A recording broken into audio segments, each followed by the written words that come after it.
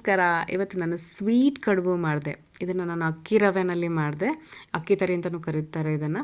ಆಮೇಲೆ ಇದಕ್ಕೆ ನಾನು ಜಾಗ್ರಿ ಮತ್ತು ಕೊಕೊನಟ್ದು ಫಿಲ್ಲಿಂಗ್ಸ್ ಹಾಕಿ ಮಾಡಿರೋ ಅಂಥ ಸ್ವೀಟ್ ಕಡುಬು ಇದು ಹೇಗೆ ಮಾಡೋದು ಗೊತ್ತಾ? ಫಸ್ಟಿಗೆ ನಮಗೆ ತೆಂಗಿನಕಾಯಿನ ತುರಿಬೇಕು. ಈ ತೆಂಗಿನಕಾಯಿ ತುರಿದ ಮೇಲೆ ಅದನ್ನು ಸ್ವಲ್ಪ ಬಿಸಿ ಮಾಡ್ಕೋಬೇಕು. ಯಾಕಂತ ಹೇಳಿದ್ರೆ ಅದರಲ್ಲಿ ಏನಾದರೂ ನೀರಿನ ಪಸೆ ಇದ್ದರೆ ಅದು ಬೆಲ್ಲದ ಪಾಕಕ್ಕೆ ಬಿಟ್ಕೊಂಡ್ಬಿಡುತ್ತೆ. ಇದನ್ನು ಚೆನ್ನಾಗಿ ಬಿಸಿ ಮಾಡಿದ ಮೇಲೆ ಅದೊಂದು ಸ್ವಲ್ಪ ಹೊತ್ತು ಕೂಲಾಗಬೇಕು. ಅಷ್ಟರಲ್ಲಿ ನಾವು ಬೆಲ್ಲದ ಪಾಕಕ್ಕೆ ಒಂದು ಬಾಣಲೆಯಲ್ಲಿ ನೀರು ತಗೊಂಡು ಅದನ್ನು ಚೆನ್ನಾಗಿ ಕುದಿಸಿ ಅದಕ್ಕೆ ಸ್ವಲ್ಪ ಬೆಲ್ಲ ಹಾಕಿ ಅದು ಬೆಲ್ಲ ಮೆಲ್ಟ್ ಆಗೋ ತನಕ ಕುದಿಸಿ ಆಮೇಲೆ ಅದನ್ನು ಫಿಲ್ಟರ್ ಮಾಡ್ಕೋಬೇಕು. ಅದರಲ್ಲಿ ಏನಾದರೂ ಕಸ ಇದ್ದರೆ ಸಪ್ರೇಟ್ ಆಗೋಗ್ಬಿಡುತ್ತೆ.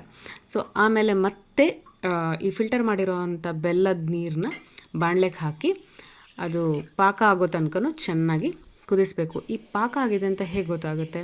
ಯೂಶ್ವಲಿ 2 ಬೆರಳಲ್ಲಿ ಆ ಪಾಕನ ಮುಟ್ಟಿದ್ರೆ ಅದು ಅಂಟ್ಕೊಳ್ಳುತ್ತೆ, ಆವಾಗ ಪಾಕ ಆಗಿದೆ ಅಂತ ಗೊತ್ತಾಗುತ್ತೆ.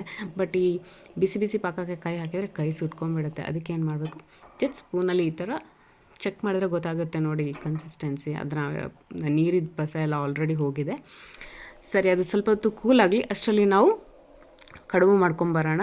ಸೊ ಒಂದು ಪಾತ್ರೆಯಲ್ಲಿ ನೀರು ತಗೊಂಡು ಅದಕ್ಕೊಂದು ಸ್ವಲ್ಪ ಉಪ್ಪು ಮತ್ತು ಸ್ವಲ್ಪ ಎಣ್ಣೆ ಹಾಕಿ, ಸೊ ಹಾಗಾಗಿ ಹೀಗೆ ಎಣ್ಣೆ ಹಾಕಿದರೆ ಕಡುಬು ತರಿಯಾಗಿ ಬರುತ್ತೆ. ಸೊ ಇದಕ್ಕೆ ನಾನು 1 ಕಪ್ಪು ಅಕ್ಕಿ ರವೆ ಹಾಕ್ತಾಯಿದ್ದೀನಿ. ಇದನ್ನು ಚೆನ್ನಾಗಿ ಮಿಕ್ಸ್ ಮಾಡಿ ನೀರಿನ ಪಸೆ ಹೋಗೋವರೆಗೂ ಬಿಸಿ ಮಾಡಬೇಕು. ನೀರಿನ ಪಸೆ ಹೋಗಿ ಕಡುಬು ಕಟ್ಟೋವಷ್ಟು ಅದು ಗಟ್ಟಿಯಾಗಬೇಕು. ಜಾಸ್ತಿ ಗಟ್ಟಿನೂ ಆಗಬಾರ್ದು. ಸೊ ಜಾಸ್ತಿ ಗಟ್ಟಿ ಆದರೆ ಕಟ್ಟೋಕ್ಕೂ ಆಗೋಲ್ಲ. ಆಮೇಲೆ ಜಾಸ್ತಿ ನೀರಾದರೆ ಕೈಗೆಲ್ಲ ಅಂಟ್ಕೊಂಡ್ಬಿಡುತ್ತೆ. ಸೊ ಕನ್ಸಿಸ್ಟೆನ್ಸಿ ಸರಿಯಾಗಿ ಬರಬೇಕು. ಸೊ ಇವಾಗ ಇದು ಆಲ್ಮೋಸ್ಟ್ ಇದ್ರದ್ದು ನೀರಿನ ಪಸೆ ಹೋಗಿದೆ. ಇನ್ನೊಂದು 2 ನಿಮಿಷ ಬಿಸಿ ಮಾಡಿದ್ರೆ ಸರಿಯಾಗುತ್ತೆ. ಆಮೇಲೆ ಒಂದು ಸ್ವಲ್ಪ ಕೂಲ್ ಆದಮೇಲೆ ಕಡುಬು ಕಟ್ಟೋಣ. ಅಷ್ಟರಲ್ಲಿ ನೋಡಿ ನಮ್ಮದು ಬೆಲ್ಲದ ಪಾಕ ಕೂಲಾಗಿದೆ. ಅದಕ್ಕೆ ಒಂದು ಏಲಕ್ಕಿ ನಾನು ಹಾಕ್ತಾಯಿದ್ದೀನಿ ಅರೋಮ ಚೆನ್ನಾಗಿ ಬರಲಿ ಅಂತ. ಆಮೇಲೆ ಆಲ್ರೆಡಿ ನಾವು ಬಿಸಿ ಮಾಡಿಟ್ಟಿರುವಂಥ ತೆಂಗಿನ ತುರಿಗೆ ಈ ಪಾಕನ ಹಾಕಿ ಚೆನ್ನಾಗಿ ಮಿಕ್ಸ್ ಮಾಡೋಣ. ಆಮೇಲೆ ಇದನ್ನು ನಾವು ಕಡುಬು ಕಟ್ಟಿ ಅದರ ಮಧ್ಯೆ ಫಿಲ್ ಮಾಡಲಿಕ್ಕಿದೆ. ನೋಡಿ ಪಾಕನೂ ಚೆನ್ನಾಗಿ ಬಂದಿದೆ. ತೆಂಗಿನ ತುರಿ ಜೊತೆ ಚೆನ್ನಾಗಿ ಬ್ಲೆಂಡ್ ಆಗಿದೆ. ಇದು ಎಷ್ಟು ಚೆನ್ನಾಗಿ ಬಂದಿದೆ ಅಲ್ವಾ ನಮ್ಮದು jaggery and coconut mix. So ಇವಾಗ ಏನು ನಾವು ಕಡುಬು ಕಟ್ಟಬೇಕು.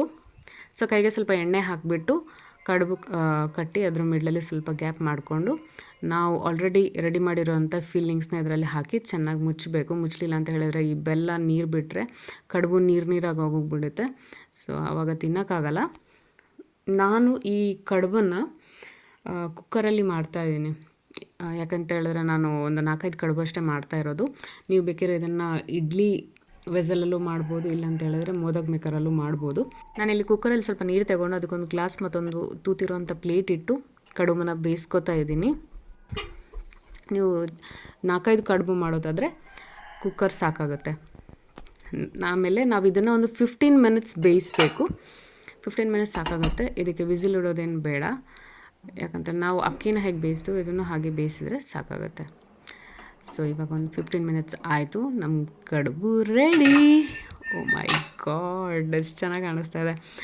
ಸೊ ಇದನ್ನೊಂದು ಸ್ವಲ್ಪ ಹೊತ್ತು ಕೂಲಾಗ್ಲಿಕ್ಕೆ ಬಿಡಬೇಕು. ಹಾಗೆ ಬಿಸಿ ಬಿಸಿ ತಿಂದರೆ ಒಳಗಡೆ ಜಾಗ್ರಿ ಫಿಲ್ಲಿಂಗ್ಸ್ ಇರುತ್ತಲ್ಲ ಅದೊಂಥರ ನೀರಾಗಿಬಿಡುತ್ತೆ.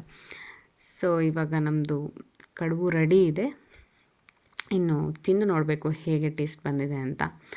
ಸೊ ಟೇಸ್ಟ್ ಚೆನ್ನಾಗಿ ಬಂದಿದೆ, ಉದುರಾಗಿ ಬಂದಿದೆ. ಆಮೇಲೆ ಫಿಲ್ಲಿಂಗ್ಸ್ ಕೂಡ ಚೆನ್ನಾಗಿ ಸೆಟ್ ಆಗಿದೆ. ಸೊ ಪಾಕ ಚೆನ್ನಾಗಿ ಬಂದರೆ ಫಿಲ್ಲಿಂಗ್ಸು ಚೆನ್ನಾಗಿ ಬರುತ್ತೆ. ನೀವು ಟ್ರೈ ಮಾಡಿ, ನಿಮಗೂ ಈ ರೆಸಿಪಿ ಇಷ್ಟ ಆಗುತ್ತೆ.